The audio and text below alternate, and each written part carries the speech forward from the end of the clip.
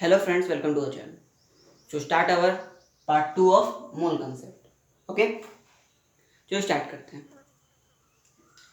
In 36 gram glucose calculate number of molecules, number of atoms of each type. ये पिछले lecture का हमारा homework था. चलो देखते हैं कैसे बनते हैं. ग्लूकोज का फॉर्मूला क्या होता है आपको पता होगा. C6H12O6 पता है ना. चलो फिर नंबर ऑफ मॉलिक्यूल. सबसे पहला स्टेप हमारा क्या है, नंबर ऑफ मोल्स निकालना. गिवन मास, इसका गिवन मास कितना है 36 ग्राम अपॉन मोलर. मोलर मास से कितना आएगा कैलकुलेट कर लो. आ जाएगा 72 प्लस 12 प्लस आ जाएगा 76. यहाँ पर आएगा ना. कैलकुलेट करो, देखो इसका मोलर मास कितना आता है. आ गया 180 लगता आएगा. 180 आ गया. चलो 180 ये हमारा मोल्स आ गया. इसको कैलकुलेट करो कितना आएगा 1/5 मोल्स आया. 1/5 मोल. चलो मोल आ गया. अब क्या निकालना, नंबर ऑफ मॉलिक्यूल्स निकालना है. तो हमारा ग्लूकोज एक मॉलिक्यूल है, खुद तो एक मॉलिक्यूल है. और मॉलिक्यूल्स निकालना तो सिर्फ इसको क्या, इससे हम नंबर ऑफ मॉलिक्यूल. तो नंबर ऑफ मॉलिक्यूल निकालना तो सिर्फ इसको किससे मल्टीप्लाई करना पड़ेगा, हमें Na से मल्टीप्लाई कर देना पड़ेगा. तो ये हमारा क्या आ गया, मॉलिक्यूल्स आ गया. ये खुद तो मॉलिक्यूल है. एटम रहता था तो उसमें एटम में Na लिखते थे, लेकिन ये तो खुद मॉलिक्यूल है तो इसमें लिखना पड़ेगा Na. ठीक है. अब देख दूसरा क्वेश्चन क्या है, नंबर ऑफ एटम्स. तो इसमें एटम कितना है, एक ग्लूकोज एटम 36 एक ग्लूकोज में.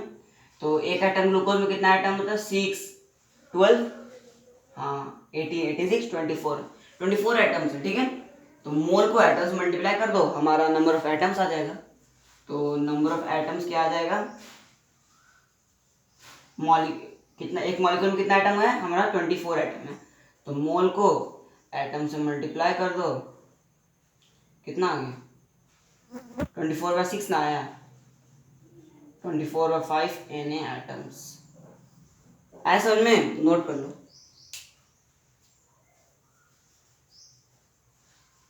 आ गया. ये हमारा एटम्स आ गया, मॉलिक्यूल्स आ गया, एटम्स आ गया. ठीक है. ये तो समझ में आ गया कि हम नंबर मॉलिक्यूल नंबर एटम निकाल के करना पड़ता है. और तीसरा क्वेश्चन मुझे क्या बोल रहा है, number of atoms of each type. तो पहले हमको क्या निकालना है, पहले निकालते कार्बन एटम कितना है, मोल इंटू कार्बन एटम 6. तो 6/5 Na एटम है इसमें कार्बन के. और हाइड्रोजन एटम 1/5 इंटू 12, तो 12/5. नोट कर लो.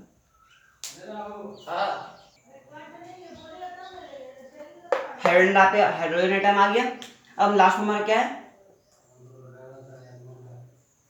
तो मोल इंटू ऑक्सीजन एटम 6.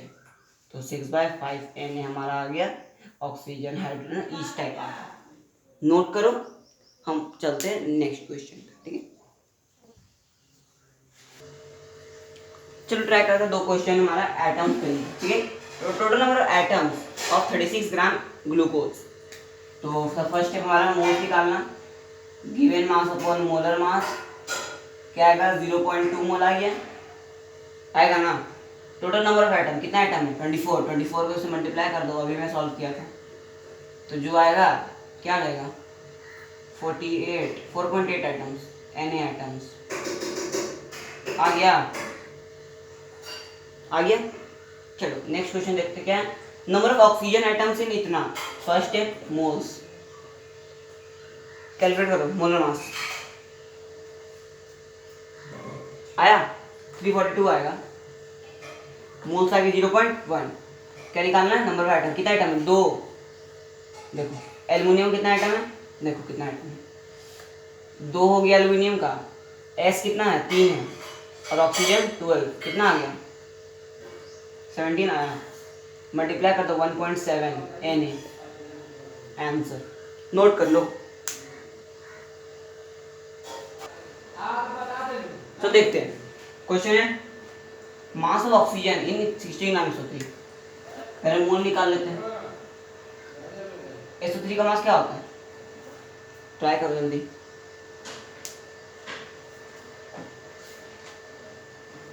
पता चला अरे 80 होगा, सॉल्व कर लेना। तो मोल आ गया 0.2 आया। तो मास ऑफ ऑक्सीजन पूछता है, पहले क्या निकाल लेते हैं हम, मोल्स ऑफ ऑक्सीजन। ठीक है, तो मोल्स ऑफ ऑक्सीजन क्या हो जाएगा, 0.2 इंटू जितना एटम आया समझ में, 0.6 मोल्स हो गया ऑक्सीजन के। आगे तो मास निकालना है, तो मोल्स दिया हुआ है हमको, मास क्या होगा, तो मोल्स हमको दिया हुआ है 0.6, मास निकालना है। और मोलर मास क्या होता है ऑक्सीजन का, 16। तो मास यहाँ से कितना आ जाएगा, 7.6 ग्राम। नोट कर लो, 9.6 आएगा, सॉरी 9.6। ठीक है, आ गया। ये क्वेश्चन ट्राई करो, what mass of H2SO4 contains 80 gram oxygen. पहले हम मोल निकालेंगे 80, और इसका मोल कितना होता है, 98 होता है मोलर मास। मोल आ गया। और H2SO4 80 ग्राम ऑक्सीजन में कितना mass, what mass of H2SO4 contain 80 gram oxygen. कुछ कंफ्यूज लग रहा है, देखो ऐसे नहीं होगा क्वेश्चन, कैसे होगा देखो, 80 ग्राम ऑक्सीजन मुझे दिया हुआ है, और किसका मास निकालना है, इसका मास निकालना है। तो पहले मास, मोल्स ऑफ ऑक्सीजन निकाल लो, क्या हो जाएगा, moles of oxygen given mass upon molar mass, 5 आ गया। आगे अब मोल्स ऑक्सीजन इसमें किससे निकाल देते हैं, हाँ, मोल्स ऑफ H2SO4 इंटू हम क्या करते थे, 4 करते तो हमारा मोल्स ऑफ ऑक्सीजन आता कि नहीं आता। तो मोल्स ऑफ H2SO4 हमारा क्या आ गया, 5/4 आया। अब तो मास निकल ही जाएगा, मोल्स दिया है 5/4, मास निकालना है, मोलर मास क्या होता है, 98 होता है। तो वेट बराबर 5/4 इंटू 98 कितना आ जाएगा, सॉल्व करो, जो आएगा हमारा यही आंसर हो जाएगा। समझ में आ गया, ऐसे बनता है ये क्वेश्चन। ये क्वेश्चन देखो, what mass of H3PO4 will contain इतना मोल ऑक्सीजन एटम। इतना मोल ऑक्सीजन एटम बोल रहा है इसमें, तो इसका H3 का मोल्स, किसका मोल्स, H3PO4 का मोल्स को हम 4 से मल्टीप्लाई करते थे, हमारा 0.25 आ जाएगा। तो नंबर ऑफ 0.25/4 आगे। एक इसका मोल है H3PO4 का, उससे मास निकाल लो, 0.25/4 मास निकालना है, मोलर मास 98 निकाल लेना, यहाँ से मास हमारा आ जाएगा। ठीक है, सॉल्व हो जाएगा, तो सॉल्व कर लेना, फिर हम चलते हैं नेक्स्ट क्वेश्चन। ओके, नोट कर लो।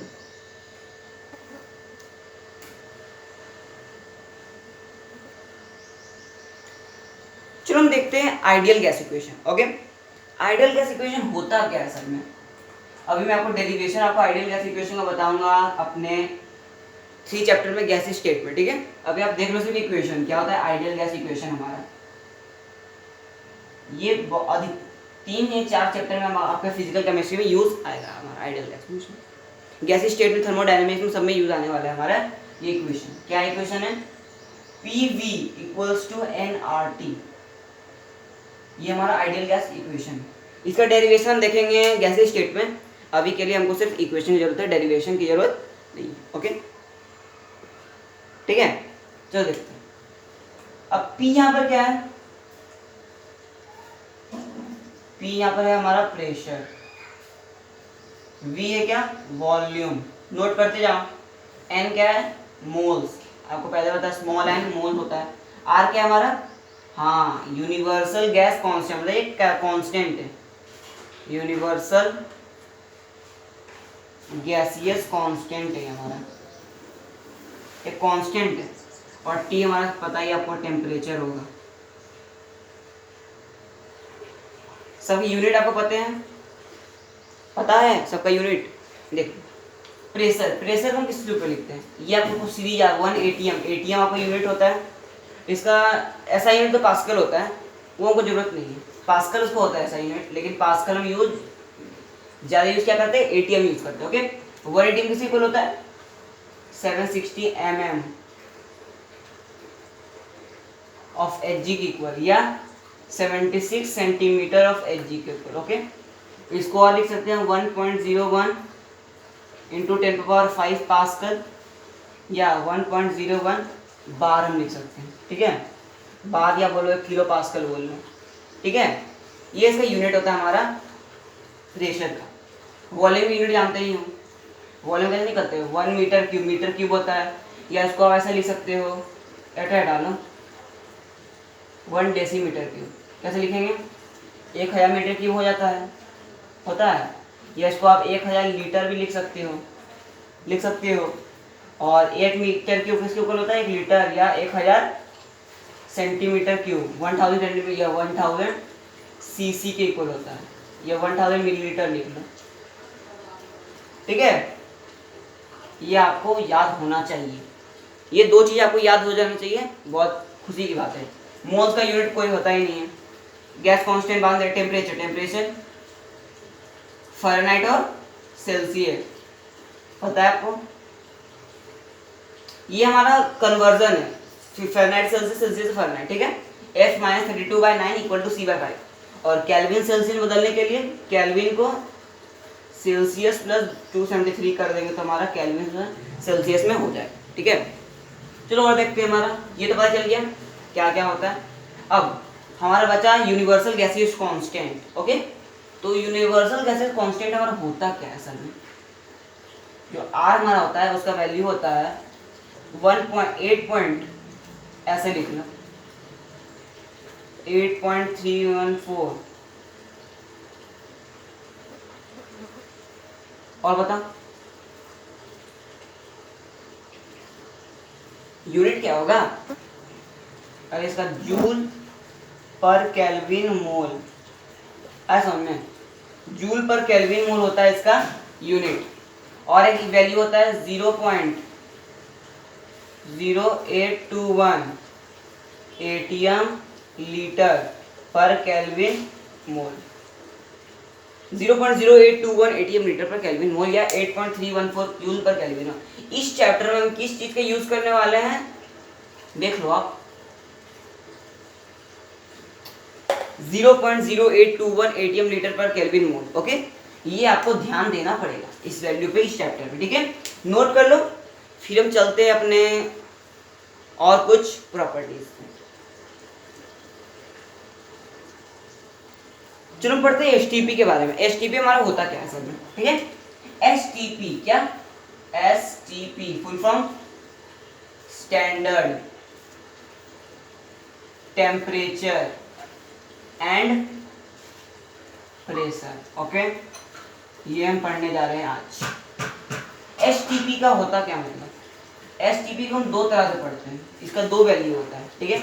एक होता है हमारा ओल्ड कन्वेंशन का, ओल्ड मतलब पुराने जमाने में ये यूज होता था, और एक होता है हमारा न्यू कन्वेंशन, ओके। ये होता है हमारा न्यू कन्वेंशन। ओल्ड कन्वेंशन में क्या था, हम किसी चीज को स्टैंडर्ड मानते थे, स्टैंडर्ड टेम्परेचर प्रेशर, मतलब टेम्परेचर प्रेशर को हम क्या मान रहे हैं, कांस्टेंट मान रहे हैं, या स्टैंडर्ड मान रहे हैं, ठीक है, कि वो यूज होगा ही होगा। तो इसमें हम किसको मानते थे, 1 एटीएम को स्टैंडर्ड मानते थे, एंड क्या मानते थे, और बोलो टेम्परेचर हमारा किस में रहता था, केल्विन में रहता था, ठीक है। टेम्परेचर और 273 केल्विन रहता था, ओके। ये हम स्टैंडर्ड मानते थे। लेकिन न्यू कन्वेंशन जो हमारा आया, न्यू साइंटिस्ट क्या बोले उसको, कि 1 एटीएम की जगह 1 बार यूज करेंगे अपना स्टैंडर्ड, और केल्विन तो 273 केल्विन ही होगा। ये हमारा एसटीपी का वैल्यू का अंतर, ठीक है। दिख रहा होगा आपको। तो मैं आपको पिछले लेक्चर में बताया था कि नंबर ऑफ मोल्स का फॉर्मूला क्या बताया था, number of particles of given volume eight STP लिखाया था, डिवाइड बाय 22.4 या 22.7 लीटर, ठीक है। तो इसको अगर सॉल्व करोगे इस वैल्यू पे, तो इस पे आपका आएगा 22.4 लीटर, लेकिन न्यू कन्वेंशन पे क्या आता है, 22.7 लीटर आता है। तो अगर आप IIT JEE एडवांस का पेपर दे रहे हो और क्वेश्चन में कुछ नहीं दिया था, आपको क्या लेना पड़ेगा, 22.7। अगर हम बहुत सारे बुक्स बना रहे हैं, बुक्स में अभी तक हम 22.4 ही लीटर यूज करते हैं, लेकिन हम आज से क्या यूज करने वाले, 22.7 लीटर, ओके, ठीक है। 4 भी कभी यूज है, कभी 7, लेकिन जब गिवन कंडीशन रहेगा तब, ओके। तो ये नोट हो जाएगा, तो नोट कर लो, ये हमारा एसटीपी का फंडा था। चलो देखते हैं, दो क्वेश्चन आपके सामने हैं। ओके, तो solve, calculate the volume of CO2 gas at HTP which contain 10 N oxygen atom. मतलब हमको 10 N ऑक्सीजन आइटम दिया है, तो हम इसके मोल्स CO2 के मोल्स में कुछ 2 मल्टीप्लाई करने पर हमारा 10 आ रहा है। तो number of moles of CO2 हमारा क्या हो जाएगा, 5 हो जाएगा। क्या लिखा ना, वॉल्यूम ऑफ CO2, तो नंबर ऑफ मोल्स कितना दिया है हमारा 5। नंबर ऑफ मोल्स का formula given volume at HTP by 22.4 लेते हैं, ठीक है। अभी तो वॉल्यूम को निकालना है, तो वॉल्यूम आ जाएगा हमारा 22.4 के 5 को मिला कितना आएगा 112 लीटर। ओके, ये हमारा आंसर आ गया, ठीक है। अब ये क्वेश्चन देखते हैं, क्या है, calculate number of atoms in 1.8 litre H2O। ये H2O किसमें है, लिक्विड फॉर्म में। क्यों, रीजन, 273 केल्विन मतलब क्या है, 273 केल्विन। ट्राई करके देखो क्वेश्चन आपसे बनता है कि, तो देखते ये क्वेश्चन आपको पता चल गया। देखो 273 केल्विन मतलब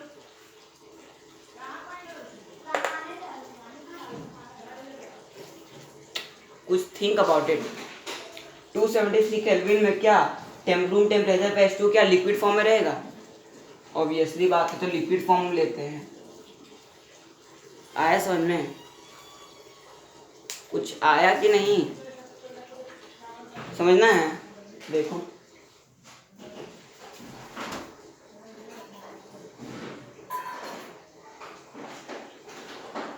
आया। देखो हम लीटर में लेके क्या लेते हैं, हम ग्राम्स में लेते हैं। क्यों, 273 केल्विन पे H2O हमारा क्या आ जाता है, सॉलिड फॉर्म में आ जाता है, 0 डिग्री सेल्सियस लिक्विड फॉर्म, मतलब लिक्विड फॉर्म में रूम टेम्परेचर पे हमारा ये H2O हमारा रहता है, ठीक है। इसलिए इसको हम इतना लेके क्या लेते हैं, 1800 मिलीलीटर लेते हैं, या फिर इसको हम ग्राम्स में ले लेते हैं। आया समझ में। अगर लिक्विड फॉर्म आपको गिवन रहे तो यही सिचुएशन है। अब सॉल्व हो जाएगा, करके देखो।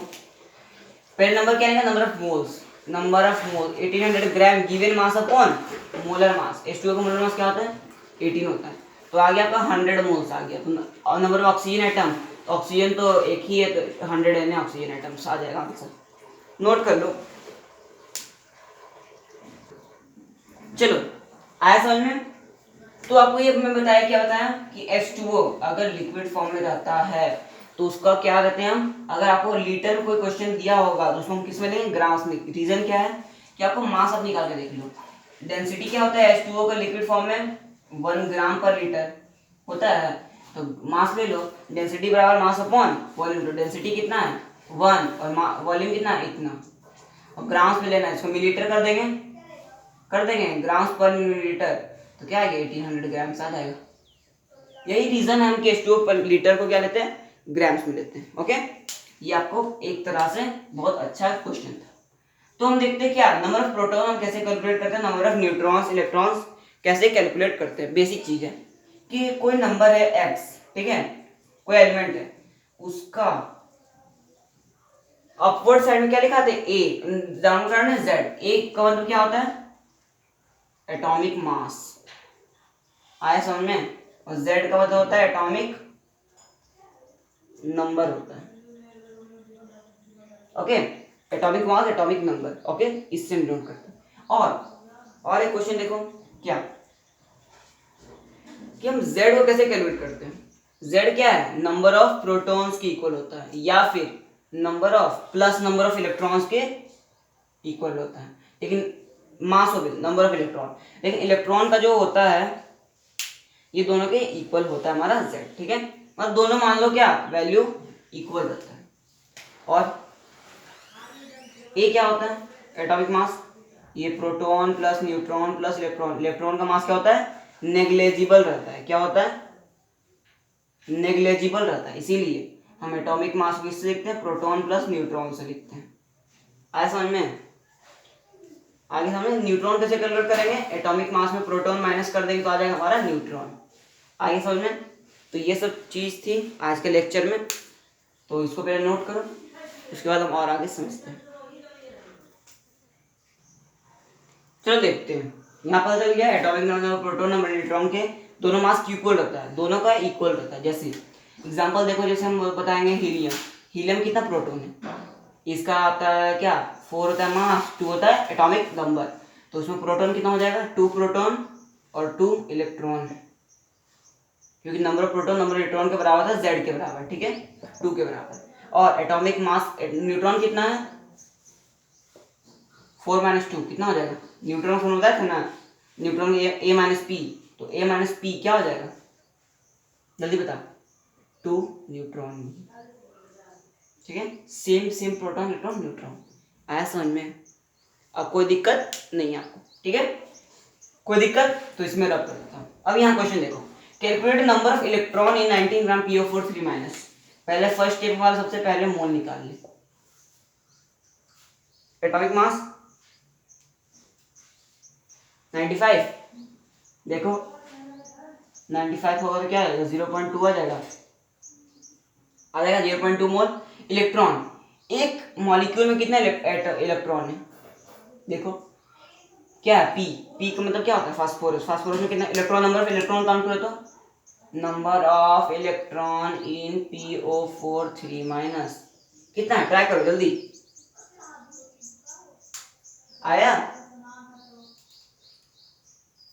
48 इलेक्ट्रॉन आ रहा है क्या, 47 इलेक्ट्रॉन, ये क्या है गलत है, क्यों, क्योंकि इसमें 3 पावर भी है, देख रहा 3 और ऊपर नेगेटिव चार्ज आपको ले आवा है, +3 हो जाएगा, तो क्या आ जाएगा 50 इलेक्ट्रॉन, समझ में आ गया? अब निकाल लो क्या कि नंबर ऑफ इलेक्ट्रॉन इन 19 ग्राम में, तो मोल से मल्टीप्लाई कर दो, 0.2 मोल से इलेक्ट्रॉन को एक मॉलिक्यूल के इलेक्ट्रॉन, तो आ गया आपका 5Na इलेक्ट्रॉन, नोट कर दो, आगे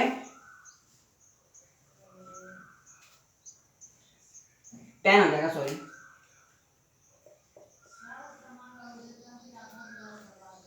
आज के लिए इतना ही, समझ में आ रहा है आपको, क्वेश्चंस सॉल्यूशन भी समझ में आ रहा है, तो आज के लिए इतना ही, पढ़ाई करते रहिए, ऑल द बेस्ट।